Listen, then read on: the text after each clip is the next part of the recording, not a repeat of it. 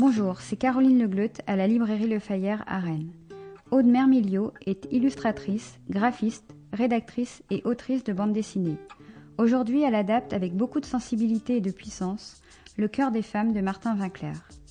Nous avions déjà beaucoup aimé le très émouvant travail sur l'avortement que Aude Mermilliot avait publié en 2019. Il fallait que je vous le dise. Martin Winkler en signait la préface. Martin Winkler est romancier et essayiste. La librairie conseille toujours avec autant d'enthousiasme son roman choral Le cœur des femmes, où le lecteur découvre un service gynécologique, où le médical, la technique se conjuguent avec l'écoute et la bienveillance. Aujourd'hui, ce qui se lit avec Aude Mermilliot et Martin Winkler.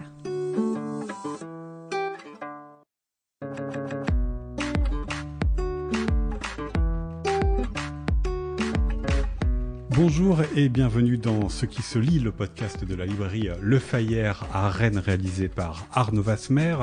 Des entretiens durant lesquels nous vous proposons d'entendre des auteurs ou des autrices. Et aujourd'hui, on va changer un petit peu puisque d'habitude, c'est l'éditeur ou l'éditrice qui est là en seconde partie. Mais là, ça sera l'inspirateur de votre bande dessinée, Aude Mermilliot. Bonjour. Bonjour.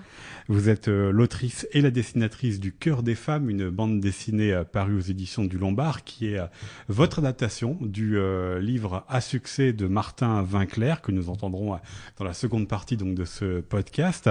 Vous l'aviez précédemment sollicité pour signer la préface de votre album Il fallait que je vous le dise sur l'avortement. Ici, la collaboration a été plus importante puisque vous avez choisi d'adapter ce livre qui raconte une unité de médecine dans laquelle une étudiante en fin d'études qui s'apprête à rejoindre un service de chirurgie va devoir passer plusieurs mois dans cette médecine et apprendre le rapport aux patients qui ne sont pas simplement des organes ou un bout de corps, mais un être humain avec une histoire en entier. Ça donne un roman choral qui est aussi un défi à adapter parce que déjà le livre de Martin Winkler, on est 500-600 pages, il y a beaucoup de voix, même si vous avez choisi un gros album, il vous a fallu évidemment aussi proposer votre version et faire vos coupes.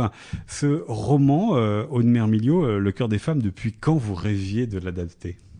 Alors, je vous reprends un tout petit peu sur Il fallait que je vous le dise, parce qu'en fait, dans Il fallait que je vous le dise, je raconte dans la deuxième partie du livre l'histoire de Martin Winkler. Donc en fait, on avait déjà pas mal bossé là-dessus. Et dans cette partie de sa vie qu'il m'a racontée, il en vient à raconter les raisons du pourquoi, du comment il a écrit Le cœur des femmes. Et moi, on m'avait passé Le cœur des femmes au moment où j'avortais. Donc en fait, dans ce livre, c'est un peu la genèse finalement de cette adaptation que je savais pas que j'allais faire à l'époque. Oui. Donc c'est ça qui est assez rigolo. Et en fait, c'est pas moi qui suis venue avec le projet, c'est mon éditrice du Lombard qui m'a proposé de faire l'adaptation du Cœur des femmes, sans savoir à l'époque elle-même qu'on travaillait déjà ensemble sur autre chose. Donc c'était un peu une coïncidence. Et au départ, j'ai dit non parce que j'étais pas à la moitié de Il fallait que je vous le dise. Donc je me suis dit encore un an sur la médecine pour femmes, est-ce que j'ai envie de recommencer pendant 2 ans? J'étais pas sûre de moi. Donc j'ai relu le livre, j'en ai parlé avec mon compagnon de l'époque aussi, et voilà. Et finalement, on a vu, c'est devenu assez clair que c'était assez cohérent de le faire. Donc ça a été vraiment après relecture du roman que je me suis demandé est-ce que je peux en faire quelque chose de nouveau et pas juste une adaptation pour une adaptation, quoi. Et finalement, la relecture m'a convaincue. Donc voilà. Donc effectivement, il fallait que vous le lisiez, comme ça les auditeurs se sont rendus compte que je ne l'ai pas lu, contrairement au Cœur des femmes. Mais c'est bien pour le Cœur des femmes que l'on se rencontre. Mais ça veut dire aussi que quand vous avez commencé à travailler avec Martin Winkler, c'est le personnage et son rapport particulier justement aux femmes aussi qui vous avait attiré à l'époque. Pour Il fallait que je vous le dise, oui, moi j'avais lu donc Le cœur des femmes au moment où j'avortais, donc j'avais vu en fait ce qui était possible comme offre de soins et ce que je ne recevais pas vraiment, donc ça m'avait touché à ce niveau-là. Et comme il habitait à Montréal et moi aussi, je lui avais demandé si c'était ok qu'on se rencontre pour qu'il ait un regard un peu de médecin sur ce qui m'était arrivé. Et oui, effectivement, outre ses romans, Martin Winkler écrit beaucoup d'essais sur la médecine et il est très présent aussi sur les réseaux ou dans des médias. Et c'est vraiment une voix qu'on connaît sur la médecine bienveillante et contre les violences obstétricales. Donc évidemment, c'est un personnage lui en tant qu'homme, en plus de son côté soignant et écrivain, qui était passionnant et qui en plus me mettait tout à fait en confiance, vu ce qu'il dégageait, je me suis bien dit que ça allait être quelqu'un de sympathique à rencontrer, quoi. Voilà, c'est ça. Voilà, donc et puis ça s'est hyper bien passé du début à la fin. On a été hyper contents de bosser sur ces 2 livres ensemble, donc tout s'est très très bien passé. Mais là, donc ici, Le Cœur des femmes, contrairement au précédent, c'est une adaptation d'une fiction que lui a écrit, dans laquelle il raconte ce personnage donc de Jean, qui est cette étudiante qui va arriver avec ses certitudes, avec sa volonté de vite en finir avec cette unité de médecine pour rejoindre la chirurgie, et qui va faire la rencontre celui qui dirige cette unité, qui s'appelle le docteur Franz Karma. Qu'est-ce qui vous avait intéressé dans ce personnage de Jean, cette étudiante sûre d'elle qui va tout d'un coup se retrouver face à un monde qu'elle ne connaît pas, qui est pourtant le monde de la médecine, c'est-à-dire le monde des relations humaines? Ce qui est intéressant, c'est que en fait, on a tendance à penser que Martin Winkler se représente plus dans le Franz Karma, mais on va dire que ça serait Martin Winkler d'aujourd'hui. Mais lui, quand il a écrit le roman, son alter ego, c'était plus Jean. Donc c'était plus un souvenir de comment lui est arrivé dans lui-même un service de planification où on lui a réappris son métier grâce à des collègues, et c'est ça qui rend le personnage de Jean super intéressant, c'est que on se rend bien compte que sous cette espèce de façade extrêmement désagréable au démarrage, hyper sûre d'elle, hyper condescendante, très vite, on se rend compte qu'elle est plus que ça, qu'elle est touchante, qu'elle a ses failles aussi, même si elle passe quand même un sacré temps à râler. Et Franz Karma, il voit tout ça, lui. Il le voit assez vite. Et donc, c'est vraiment voir le diamant brut et comment est-ce qu'on l'atteint. Et il sait que si elle est le produit de tout un système éducatif dont elle a été elle-même victime et où elle reproduit un système oppressif malgré elle. Donc lui, il lui permet de prendre de la distance avec ça, pas dans la douceur. Hein. Ça, c'est sûr. Et des voilà. fois, il faut un peu brusquer, parce que c'est ça aussi qui est le paradoxe de cet album, c'est de se dire, cette Jean, elle est en fin d'études, donc elle est déjà formatée, et non, le souffle positif de cet album, c'est de dire non, il a encore temps de changer. Oui, bien sûr, et ça, c'est quelque chose qui est assez touchant quand on parle avec des étudiants et étudiantes en médecine, c'est que il y a souvent une réelle volonté de bien faire. Mais c'est juste que comme c'est des études où on apprend par l'exemple, dans un système qui a été très violent pour eux, où ils sont pressurisés, eux, dans leurs études, et où ils voient très peu de bienveillance et d'écoute, ils n'ont pas du tout... Du coup, c'est plus dur d'inventer quelque chose plutôt que de reproduire quelque chose, quoi. Ouais.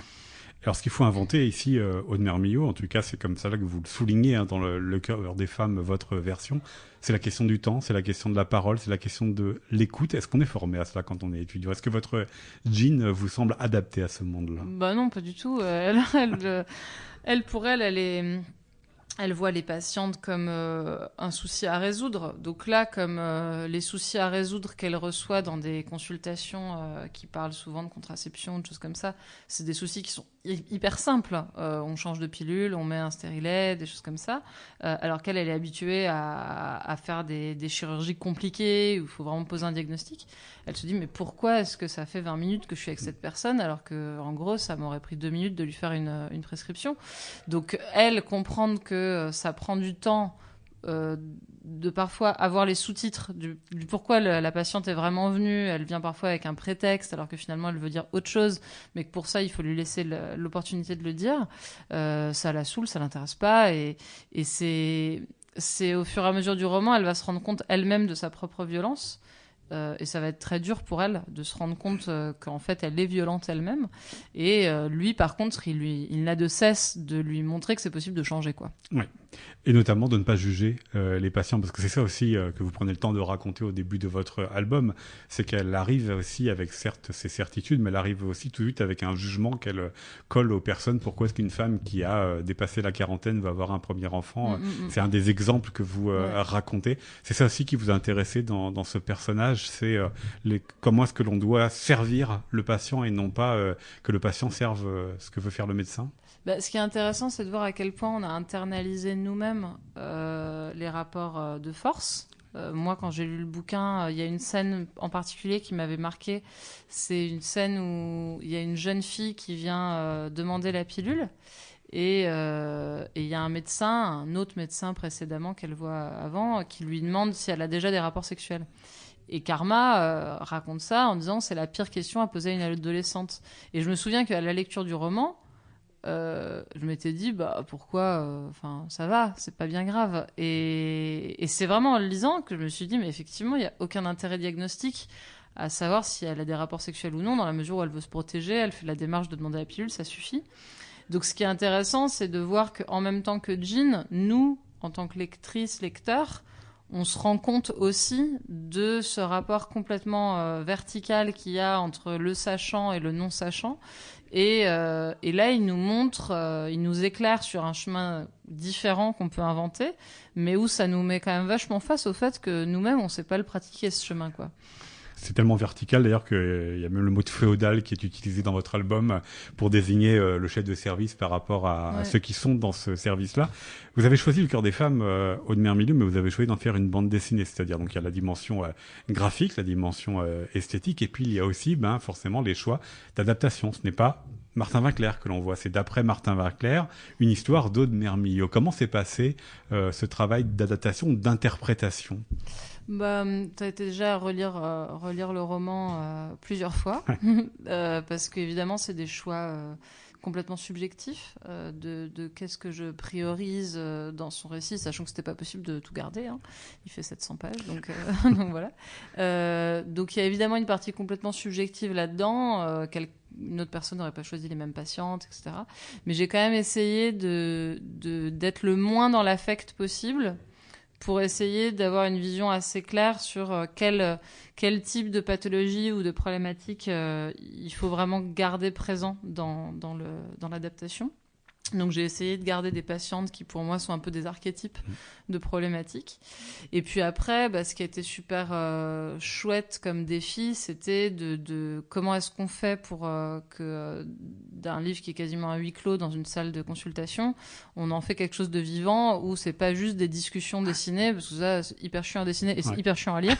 Donc non mais c'était voilà. effectivement le défi. Moi je me suis demandé avant d'ouvrir l'album comment vous alliez vous en sortir pour rendre vivante cette parole. Ça a été le fruit d'heures de recherche.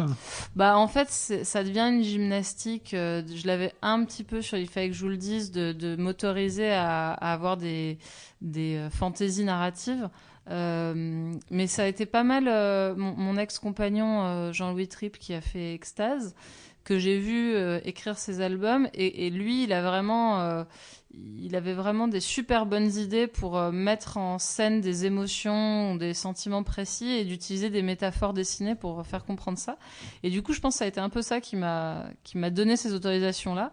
Et dans Il fallait que je vous le dise, je le fais un peu, mais là, dans Le Cœur des femmes, j'y suis allée vraiment joyeusement, parce que comme ça se passe quasiment que dans une salle de consultation, il fallait vraiment trouver des moyens de rendre ça vivant, quoi. Ouais. C'était quoi? C'est une question de rythme, une question de mouvement, une question de cadrage, de mise en scène? Non, un petit peu, mais pour moi, c'est vraiment, par exemple, dans le roman, il va dire que les premières consultations, c'est comme un duo. Qu'elle voit Franz Karma avec chaque patiente comme un duo d'un danseur qui serait avec son apprenante. Lui il dit ça, moi j'ai dessiné vraiment Karma qui danse plein de types de danses différentes avec ses patientes, plein d'astuces comme ça. À un moment elle est en train de chercher un diagnostic, elle s'en sort pas, je la dessine comme Sherlock Holmes avec sa pipe et compagnie. Donc c'est s'autoriser des fantaisies et des sorties de route où on sort vraiment du réalisme pour aller ailleurs, et c'est ça qui fait qu'on s'ennuie pas, j'espère. Je vous le confirme. Je vous le confirme, Aude Mermillieu. Est-ce que cependant il y a eu des impossibilités? Parce qu'il y a quelques pages qui sont des pages de texte pur, c'est-à-dire qu'il n'y a pas d'illustration. Vous arrêtez véritablement sur un témoignage. Voilà, il y a une femme assise, elle va parler et on va voir sa parole le temps d'une page. Est-ce que ce sont des impossibilités ou est-ce que c'est en raison des témoignages que vous vouliez raconter qu'il vous fallait leur donner cette autre forme?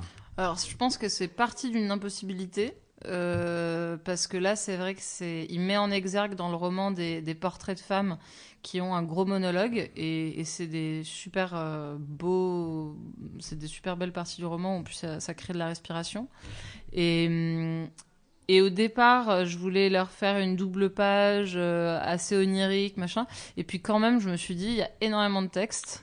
Il va quand même falloir que je dessine leur visage 25 fois avec des émotions différentes, donc quand même ça va pas être très intéressant. Et finalement, cette décision de faire une vraie grosse pause, où il y a d'abord une page de droite avec leurs mains, leurs prénoms, donc on entre vraiment dans leur témoignage, ensuite il y a le dessin pleine page et la pleine page de texte. C'est aussi un lien avec la littérature d'où ça vient, donc c'est vraiment écrit avec une typo roman, et ça, pour moi, voilà, il y avait vraiment un lien avec le roman, et c'était vraiment une façon de leur donner l'espace qu'elles méritent, où il y a un vrai moment de pause, quoi. Absolument. Vous l'avez dit, vous avez donc travaillé avec Martin Winkler pour le précédent et pour celui-ci. Comment justement vous avez travaillé au mieux avec Martin Winkler? Parce que je le redis, c'est Le cœur des femmes, c'est le roman de Martin Winkler, mais ça c'est votre bande dessinée. C'est-à-dire qu'il a fallu aussi que vous preniez des libertés par rapport à lui et par rapport au roman pour que ce soit votre récit. Moi, il m'a vraiment laissé carte blanche. Donc, lui, ce qu'il voulait, c'était voir son livre devenir autre chose. Donc, il voulait pas avoir la main mise sur mon travail. Il le dit d'ailleurs à chaque fois qu'il y a une adaptation, notamment les adaptations au théâtre ou à l'oral, il devient spectateur de son œuvre. C'est ça. Lui, pour lui, c'est vraiment une nouvelle vie, une vie autre en tout cas que vivent ses récits. Et l'idée, c'est vraiment que lui-même soit surpris par le résultat. Donc, il m'a complètement laissé libre de ça. Mais comme on est amis, et moi, j'avais vraiment à cœur que mes idées lui plaisent et qu'en tout cas, ça s'éloigne pas de l'essence de son récit, je lui ai vraiment tout montré au fur et à mesure pour qu'il valide à chaque étape, quoi. Donc, voilà, donc il a été d'une aide vraiment assez discrète parce qu'il avait finalement très peu de retours. Voilà, et ensuite il a été d'une aide technique sur certains trucs médicaux, voilà, où il y avait des trucs qu'il fallait redessiner autrement, ou des choses comme ça, quoi. C'est un livre pour Martin Winkler qui reste important parce que on lui en reparle assez régulièrement, peut-être qu'il nous le confirmera dans la seconde partie. Depuis que cet album est paru, alors avec les contraintes évidemment actuelles, est-ce que vous sentez aussi qu'il a un écho différent de vos précédents albums? Bah ouais, forcément. Enfin, je veux dire, c'est un album, enfin c'est un roman qui s'est extrêmement bien vendu, puis c'est un roman qui a été beaucoup vendu, conseillé de bouche à oreille. Donc ça fait 12 ans que les femmes se le prêtent entre elles, le font vivre comme ça. Donc lui, ça fait 12 ans qu'il reçoit des mots de remerciement de la part de lectrices. Donc évidemment que moi, j'arrive après 12 ans de succès. Ouais. Donc c'est sûr que pour le moment, j'ai eu que des retours positifs. Pardon, je suis fatiguée. J'ai eu que des retours positifs de la part des lectrices qui avaient déjà lu le roman. En revanche, j'imagine qu'il y a aussi des retours négatifs, mais qui ne me parviendront pas aux oreilles. Voilà, c'est fatal qu'il y ait des gens qui ont lu le roman qui se retrouvent pas dans mon adaptation, et c'est normal. Mais vous n'avez pas eu de confidences qui vous ont été faites par des lectrices qui se livrent aussi, ouais. Si, j'en avais eu beaucoup pour Il fallait que je vous le dise. Plus parce que justement c'était mon propre témoignage, donc ça a invité à plus de confidence. Mais là, oui, quand même, il y a. De toute façon, c'est des récits qui ouvrent la porte au témoignage et à la confidence, parce que ça donne l'autorisation de le faire, donc ça soulage, et je pense que Martin Winkler a dû recevoir énormément de témoignages, parce qu'il y a une espèce d'appartenance à il s'est autorisé à parler d'un truc qui me concerne, qui me touche, je me sens défendue par cette parole-là, donc évidemment les gens ils y vont, parce que ça fait parfois 10 ans qu'ils aimeraient dire quelque chose qu'ils ont dit à personne, puis voilà. Le cœur des femmes, c'est donc votre adaptation du roman de Martin Winkler qui nous rejoindra dans la seconde partie. C'est paru aux éditions du Lombard, Aude-Mère Miliot. Merci beaucoup à vous. Merci.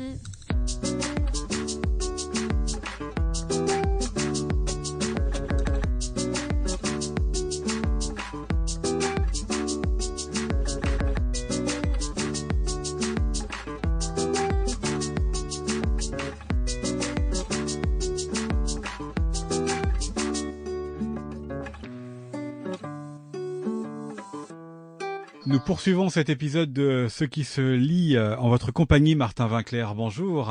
Bonjour Arnaud. Vous êtes un familier de la librairie Le Fayère. Vous y êtes venu présenter vos derniers ouvrages. Et ici, on va parler d'un livre plus ancien pour vous, mais qui a cette nouvelle actualité, Le cœur des femmes, qui a une douzaine d'années pour vous et que Aude Mermilio, que vous connaissez très bien, a adapté en bande dessinée, que vous connaissez très bien parce que déjà sur son précédent album, vous étiez concerné pour y apparaître et en signer la préface. Ici, c'est une adaptation de votre livre sur cette histoire de soins, d'écoute et de transmission avec l'arrivée dans une unité de médecine d'une jeune étudiante qui n'a qu'une seule envie, c'est de quitter ce service au plus vite pour rejoindre la chirurgie. Avant d'en venir à sa version, à son interprétation du Cœur des femmes, j'aimerais savoir, Martin Winkler, quelle place occupe ce livre encore pour vous aujourd'hui, le Cœur des femmes, dont d'ailleurs en France vient de paraître une nouvelle édition, un nouveau format en poche. Ah ben, c'est un livre qui est extrêmement actuel pour moi, puisque je reçois pratiquement tous les jours des messages de lectrices qui me disent avoir été extrêmement touchées, mais elles viennent de le lire. Alors c'est un livre qui pour moi est aussi important que La maladie de Saxe, parce que La maladie de Saxe a été un grand succès de librairie, et Le Cœur des femmes, qui a été un succès de librairie aussi quand il est sorti en édition courante, a ensuite été un énorme succès de librairie au format folio, en format de poche, ce dont je suis extrêmement heureux, et il continue à se diffuser, à être lu, à être passé de main en main par des lectrices. Donc pour moi, c'est un livre, c'est un livre d'aujourd'hui, parce que, je veux dire, on m'en parle tout le temps. Et c'est aussi un livre qui a beaucoup nourri des livres que j'ai écrits après. En particulier l'essai qui s'intitule Les Brutants Blancs, et dans lequel j'ai un peu théorisé ce que je disais dans le roman, et puis aussi mon dernier roman en date, L'école des soignantes, dans lequel j'extrapole à partir du Cœur des femmes dans une école de soins qui se passe dans 15 ans d'ici, avec des personnages qui sont communs aux deux romans. Donc pour moi, je sais que je ne l'ai pas écrit la semaine dernière, mais il est extrêmement présent dans toutes mes activités et dans beaucoup des relations que j'ai avec en particulier les groupes qui réfléchissent aux inégalités entre les femmes et les hommes, aux violences conjugales, à l'apprentissage du soin, etc. Pour moi, c'est un livre extrêmement actuel. Donc ça me faisait non seulement, bien sûr, extrêmement plaisir que Aude veuille l'adapter. Parce que c'est pas la première adaptation. Il y a eu des lectures, il y a eu du théâtre. Là, il y a de la bande dessinée, et vous le dites d'ailleurs à la fin de ce livre-là, que vous êtes dans ce cas-là spectateur des versions que l'on propose du Cœur des femmes, Martin Winkler. Est-ce que vous êtes aussi étonné par la manière dont ces autres artistes donnent leur version, leur interprétation de votre roman? Écoutez, moi j'ai toujours été un grand cinéphile, et j'ai su très tôt qu'un roman et un film, c'est pas la même chose, par exemple. C'est que quand vous adaptez un roman au cinéma, vous faites votre version. J'ai très très tôt su que ce sont le scénariste, le réalisateur, le décorateur, les acteurs qui modifient le contenu d'un livre. J'ai eu la chance qu'un de mes livres, donc La maladie de Saxe, soit adapté au cinéma, et adapté par un cinéaste que j'aimais beaucoup, dont je connaissais très bien les films. Mais pour moi, c'était évident qu'il allait faire son film. C'est le matériau de départ. Mon roman était le matériau de départ. Il n'avait pas tout gardé. Bon. Donc quand le Lombard, Elisa Roux Lombard m'a dit on aimerait bien faire une adaptation peut-être du Cœur des femmes, où vous écriviez un scénario, j'ai dit écoute, si tu veux adapter le Cœur des femmes, il faut proposer à Aude, parce que j'ai été mêlé à son travail un peu sans le vouloir, parce que au lieu de se contenter d'écouter ce que j'avais à dire, elle m'a dit j'aimerais bien mettre ça en image. Ouais, Alors, je suis devenu un personnage de bande dessinée, ce qui est quand même un honneur qui n'est pas donné à tout le monde. Et donc après, étant familier de son travail et sachant sa rigueur d'écriture et son inventivité, pour moi c'était normal de lui proposer. Quand elle a accepté de le faire, j'ai trouvé ça formidable. Mais moi, j'ai une attitude j'ai pas d'ego par rapport à mon travail. C'est-à-dire, un livre, ça m'est arrivé de réécrire des livres parce que mes premiers lecteurs, c'est-à-dire l'éditeur, ma compagne, me disaient que il y avait des trucs qui collaient pas. Je n'ai pas d'ego. Pour moi, il faut qu'une histoire fonctionne. Donc, par extension, à partir du moment où quelqu'un s'approprie mes histoires pour en faire sa propre adaptation, je sais que ça va être leur point de vue. Le cœur des femmes a été beaucoup adapté au théâtre. Forcément, on fait des coupes, on peut pas tout garder. Je veux dire, moi, j'écris des livres longs. Voilà, c'est juste pas possible. Donc, forcément, c'est une lecture. Et finalement, je me suis fondé sur le sentiment que j'avais eu quand j'avais lu le scénario de La maladie de Sack par Michel et Rosalind Deville. C'est-à-dire, je me suis dit, bon, au fond, c'est une lettre de lecteur. C'est une lecture de lecteur. Enfin, et là, c'est la même chose. C'est-à-dire que moi, ce qui m'intéresse précisément quand j'écris un livre, c'est de savoir ce que la lectrice ou le lecteur en a gardé, enfin comment ils l'ont intégré. Et c'est ce que fait Aude. Sauf que Aude, en plus, comme Michel Deville, ou comme les troupes de théâtre qui ont adapté Le Cœur des femmes ou La maladie de Saxe, présentent leur propre lecture au public. Et ça, c'est merveilleux parce que fondamentalement, c'est très gratifiant. Ça veut dire il y a beaucoup plus de lecture que la mienne. Alors, elle nous a dit quand même, Aude Mermilio, juste avant vous, Martin Winkler, que certes, elle proposait sa propre interprétation, mais comme vous connaissez bien, comme elle vivait au Canada, donc pas très loin de chez vous, quand elle a réalisé l'album, elle vous envoyait régulièrement les planches elle a utilisé le verbe valider. Comment est-ce que vous y êtes pris pour dire, de toute façon, ça c'est ton interprétation, et en même temps, elle me demande mon sentiment sur son interprétation. C'est-à-dire, j'ai trouvé ça tout naturel parce que c'est ce que j'aurais fait à sa place. C'est-à-dire, je veux être sûr que je dis pas quand je transcris les paroles de quelqu'un, je veux être sûr que je dis pas. Je vous donne un exemple. J'ai écrit un roman policier dont un des personnages le personnage principal est pilote d'hélicoptère. Et donc, il y a 3 scènes du roman policier. Ça se passe pas tout dans l'hélicoptère, mais il y a 3 scènes qui se passent dans l'hélicoptère. Et j'ai une amie qui est pilote d'hélicoptère. Donc, je lui ai fait lire. Ouais. Je lui ai fait lire mes chapitres en lui disant, dis-moi si je dis des bêtises. Et elle m'a répondu en souriant, bon, il y a des trucs là qui peuvent pas se passer comme ça. Elle m'a expliqué. Et puis j'ai rectifié. Et même s'il y a 3 personnes parmi les 1000 lecteurs du roman qui savent piloter un hélicoptère, ils diront, ah bah il s'est documenté. Moi je vois ça de la part d'Aude exactement de la même manière. Alors Aude, effectivement, vivait à Montréal quand elle a fait l'album précédent, mais pour Le Cœur des femmes, elle était en France. Donc de toute façon, on correspondait à distance. Elle m'a envoyé son découpage, elle m'a envoyé son storyboard, etc. Je lui avais pas demandé, hein, c'est elle qui avait envie de me l'envoyer parce qu'elle avait envie d'avoir mes réactions. Et je pense que c'est pour elle, et je le comprends très bien, c'est important aussi de savoir que le travail qu'on fait, il n'est pas fait dans le vide, quoi. Quand on a la chance d'avoir quelqu'un qui peut avoir un point de vue, qu'on va entendre, mais dont on va tenir compte ou pas, ou pour lequel on va, comment dirais-je, s'adapter ou non, ou décider qu'on va garder les choses comme on les a faites. Moi, je trouve ça assez naturel parce que ça fait partie du processus de travail, si vous voulez. Je le comprends comme ça parce que c'est comme ça que je travaille aussi. Quand je parle de quelque chose que je connais pas parfaitement, j'ai besoin d'en parler avec des gens qui savent de quoi il s'agit, et puis ensuite de leur faire lire en leur disant, bon, voilà, qu'est-ce que tu en penses? Parce que c'est ça valide ce qu'on a vu, et surtout, ça assure qu'on ne déforme pas trop la réalité, et qu'on transmet aussi les valeurs qui sont intrinsèques à ce qu'on veut raconter. Donc moi je l'ai pris, comment dirais-je, je lui ai toujours dit, tu fais ce que tu veux, c'est ton livre, c'est plus le mien.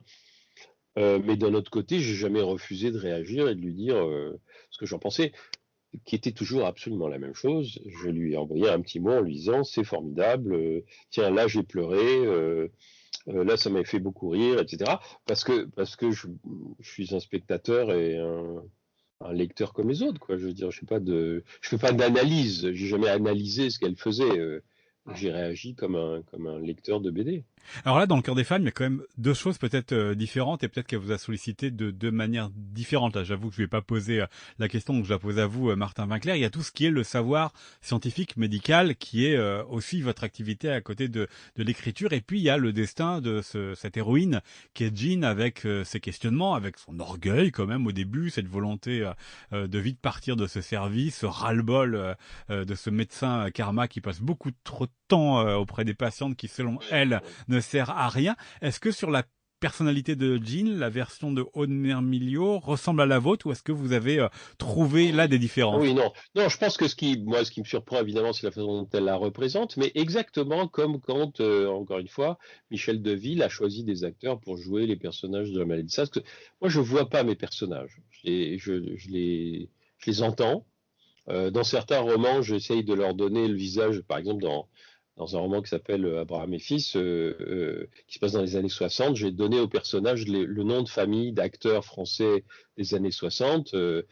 Comme ça, quand je dis Monsieur Blier, ben, tout le monde voit un personnage qui ressemble à Bernard Blier, parce que je ne sais pas décrire les personnages. Donc, quand des gens, eux, sont capables soit de faire incarner des personnages par des acteurs, soit même de les dessiner, ce qui est encore plus fort à mon avis, comme Aude, évidemment, il y a un effet de surprise parce que moi, j'aurais pas su la dessiner comme ça, Jean. Mais à un moment donné, elle me dit, voilà comment je la vois, est-ce que ça te choque? Je lui dis, bah non, pourquoi ça me choquerait? D'abord, c'est ta vision. Si je dessinais, probablement, je l'aurais dessiné autrement, mais pourquoi pas? Et puis, deuxièmement, j'avais pas d'attente particulière. Encore une fois, je voyais pas quelqu'un qui avait un aspect. En revanche, ce qui me plaît beaucoup, ce que j'aime beaucoup et qui me surprend aussi, mais enfin qui est un jeu, une dimension ludique que je pouvais pas mettre dans le livre, c'est que par exemple dans ces décors, Aude fait plein de citations, soit en mettant une affiche de film, soit en mettant un livre sur une table basse, soit en mettant voilà des allusions.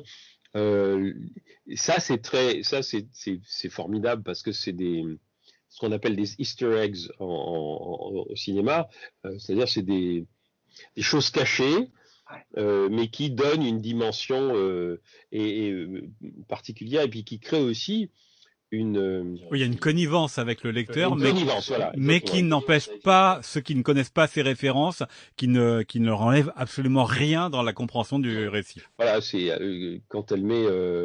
Moi, j'ai vu à un moment donné, il y a une affiche de la série Angela 15 ans que tout le monde a oublié, mais moi, j'ai pas oublié. Je veux dire, c'est une série qui m'a beaucoup plu, et j'étais ravi de voir ça parce qu'évidemment, ça c'est pas quelque chose qu'elle m'a dit à l'avance, et elle a dessiné ce qu'elle voulait dans son cadre. Donc c'est ça aussi qui fait la richesse pour moi qui ai écrit un roman qui existe toujours, que j'aime beaucoup et qui m'a beaucoup apporté, qui continue à m'apporter beaucoup. Mais sa version à elle contient plein de choses qui ne sont pas dans le roman et qui enrichissent la lecture et qui la... Vous savez, de toute façon, en plus, je viens d'une culture orale dans laquelle une histoire se transforme chaque fois qu'il y a une personne différente qui la raconte. On disait chez moi, quand il y a une histoire juive, quand il y a deux juifs qui se racontent une histoire juive, il y a trois histoires juives. Il y a l'histoire qu'ils racontent, et puis l'histoire que les deux autres vont raconter ensuite. Une histoire, c'est fait pour se transformer. Et alors, je voulais aussi ajouter que j'ai beaucoup lu de bandes dessinées pendant ma vie. J'en lis moins maintenant, mais enfin, j'en ai lu énormément. C'est une source de fierté, je crois, dont on n'a pas idée, pour moi, d'avoir été d'abord le personnage de la bande dessinée d'Aude précédent, et maintenant d'avoir un de mes livres adaptés. Parce que c'est pas quelque chose que j'imaginais ou dont je rêvais. Bon, je suis déjà très content d'être un auteur publié quand j'écris un livre, que mon livre peut être lu, mais je pense pas trop à ce qu'ils peuvent devenir après. Que chaque fois qu'il y a quelque chose, je l'accueille avec beaucoup de joie, beaucoup de bonheur, mais je ne l'attends pas. Donc c'est vraiment une très belle expérience. Je suis très très heureux. Et qui n'était pas forcément une évidence pour Le Cœur des femmes, parce que Aude Mermilio nous l'a dit aussi, c'est quand même un roman de la parole. Ça se passe souvent dans une pièce, ce sont des femmes qui vont témoigner. Alors une partie de son travail de Aude Mermilio a été de sélectionner parmi toutes les paroles de votre livre, parce que c'est un livre qui fait 600 pages, même si sa bande dessinée est assez épaisse, on peut pas évidemment tout retranscrire, mais il a fallu aussi qu'elle mette en scène et en image la parole. Est-ce que là, ça vous a complètement surpris? Oui, ça m'a surpris parce que moi je sais pas le faire. Donc forcément il y a un effet de surprise, mais de surprise avec sourire si vous voulez. Hein. Encore une fois, c'est voir ce qu'elle a trouvé comme solution pour mettre en scène des choses que je n'aurais pas su faire. C'est vachement, c'est très drôle, c'est très amusant, c'est très, ça fait plaisir. Je sais pas comment dire. C'est vraiment une expérience pour reprendre le cœur des femmes, il y a quelques années, au festival de l'intime à Namur, en Belgique, on m'a invité à venir présenter le cœur des femmes, et aussi on m'a dit il y aura une lecture. Mélanie Douté va lire les extraits du cœur des femmes. Et j'ai dit mais moi j'aimerais bien lire aussi des extraits. Et en plus on peut faire un les voix d'hommes, l'autre les voix de femmes. Et finalement on a fait une lecture à deux. C'était pas quelque chose que j'avais anticipé, et ça a donné, évidemment c'était des extraits, on a lu 1 heure, on n'a pas lu tout le livre. Mais ce qui est intéressant, c'est que d'un seul coup je me retrouvais, moi qui suis pas comédien professionnel, avec une comédienne professionnelle de haut niveau qui m'a finalement laissé venir dans son sillon et qui m'a donné une expérience de lecture théâtrale que j'aurais jamais pu faire autrement. Et là, c'est pareil avec Aude. Elle m'a fait faire une expérience de transposition en bande dessinée qui inévitablement est une expérience qui est différente par la taille, par l'intensité, par le médium, si vous voulez. Dans un sens, j'ai écrit un livre de 600 pages dans lequel j'ai dit beaucoup de choses, etc. Mais un livre, c'est qu'un livre. Dès que ça devient autre chose, ça veut dire que c'est plus seulement un livre. Donc c'est forcément un enrichissement pour l'auteur. Enfin, je veux dire, moi, je bénis le ciel d'avoir eu ce genre de chance. Voilà, un beau cadeau. Puis évidemment, on vous souhaite une série télévisée pour un livre ou un autre plus tard, puisque je sais que c'était aussi l'une de vos très très grandes passions, Martin Winkler. Mais en attendant, donc on peut découvrir la version bande dessinée du Cœur des femmes d'Aude Mermillod, dont vous signez la postface. L'album est paru aux éditions du Lombard. Martin Winkler, merci beaucoup à vous. Merci à vous, Arnaud. C'était Ce qui se lit, un podcast de la librairie Le Fayère à Rennes, réalisé par Arnaud Vasmer.